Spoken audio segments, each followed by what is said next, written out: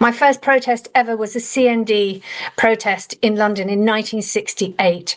And it was such good fun that I've been to, well, no, probably not hundreds, but dozens of protests since. Now, I'm going to talk about the right to protest, but I would like a short rant about Trump and our so-called independent nuclear deterrent, because I started the speech by writing, there is no independent nuclear deterrent. It's the most expensive lie in British politics. And then I thought, before I actually say that, I really ought to check. So I went to the House of Lords, where we've got experts on absolutely everything.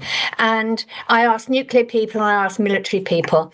And the nuclear people said, no, we have not got an independent nuclear deterrent. It can be over, all the software is American. The missiles go to America for updating, and we don't have full control. And also, of course, there's some satellites and so on. And then I went to the military people, and they said, "Oh, no. We have absolute control. It's our finger on the button. We decide." And having listened to several people on both sides, and they were very keen to debate this particular point, I thought to myself, I just don't believe that we have control. So I'm going back to my original opening, that we don't have an independent nuclear deterrent. Now, having so much reliance on American software and logistics hasn't really been incredibly important to politicians for the last 30 years, but now it clearly is, because there's absolutely no logic in keeping a deterrent if Trump has and his allies have some sort of control over it, because he only cares about America first and raw power, and he doesn't believe in the UN or rules or stability. I'm not big on rules myself, but I do like stability. And of course, he's not ruled out military action in Greenland. He's talking constantly about big tariffs and so on. He is a bully, and the way to deal with bullies is not to constantly back down. What we have to do is stand up to them. And quite honestly, we have far too many American bases here in Britain, and we should be thinking about removing them in some way. 80% of our arms expenditure goes towards US-based companies. That really has to stop.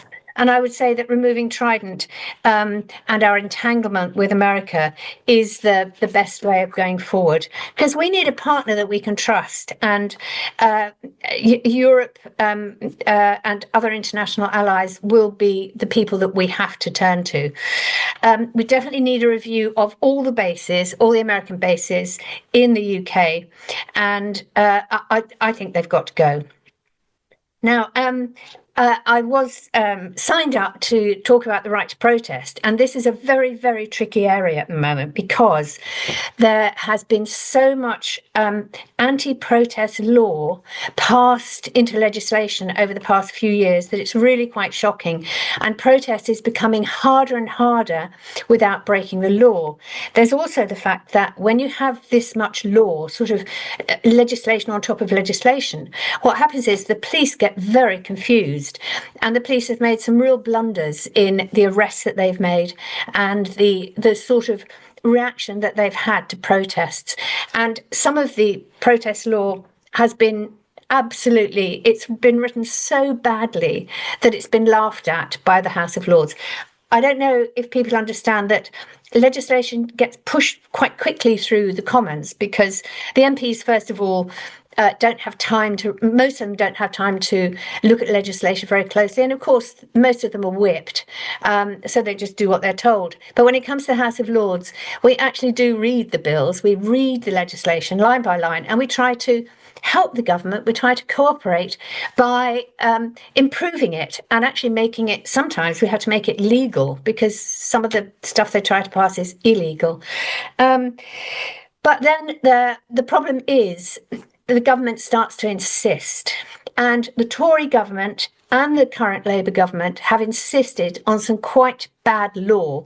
And what they constantly do in the House is they start saying, well, it's over to the police will implement this, you've got to trust the police, and so on. And of course, if you create bad law, you are asking the police to make mistakes. You are giving them, a flawed system to work with. And in fact, senior police officers are now saying We actually need to simplify the law. It's got too complicated. In one bill that the Tories tried to push through, it said that it was all right to make a noise at a protest if you were going past a double glazed building. And what?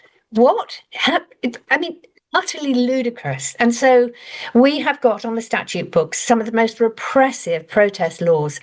And it strikes me that the police are being set up to fail. I'm not saying the police are faultless, they most definitely aren't. But when you have so much legislation, it's very, very hard for them to judge what is the right response. And so we saw it very much so with Palestine Action, and the fact that once it had been prescribed, the police were arresting a lot of people who said things like, I support plasticine action, and things like that. And so protest is becoming harder and harder. And I would argue that's even more of a reason to get out there and protest. I've only been arrested once. It was a very unpleasant experience. I didn't get thrown into a cell. In fact, I was de-arrested after 3 minutes. And I think that people who do get arrested, who know they're going to get arrested and thrown into a cell, are extremely brave. I don't want to get arrested again, but it's definitely not going to stop me getting out and protesting. And I look forward to the next CND protest, and I will try my best to be there. Thank you for listening.